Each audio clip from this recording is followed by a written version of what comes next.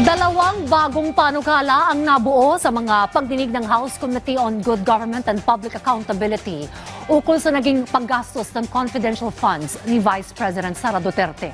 Kanina, ipinaliwanag ng komite ang nilalaman nito. May ulat si Melales Morales.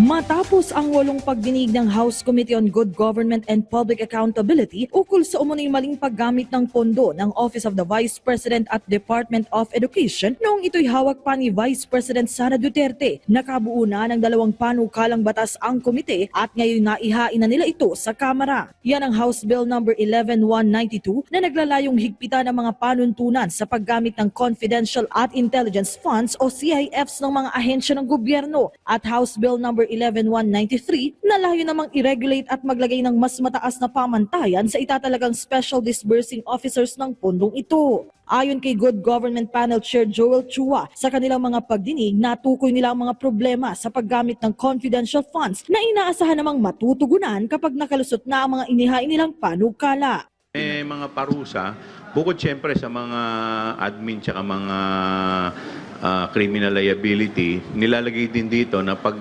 ikaw ay mapatunayan na nag-violate dito sa mga batas na to, magkakaroon ka ng perpetual disqualification to hold public office.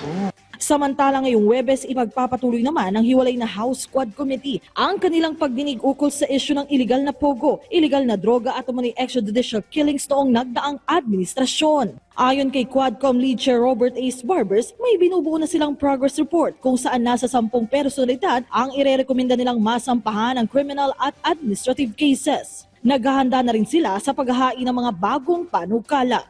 Basta one thing is for sure, this committee hearings of the Quad, totaling a number of 12 hearings, has produced more or less around 15 new legislations, remedial legislations. So, ayan, malaking bagay yun.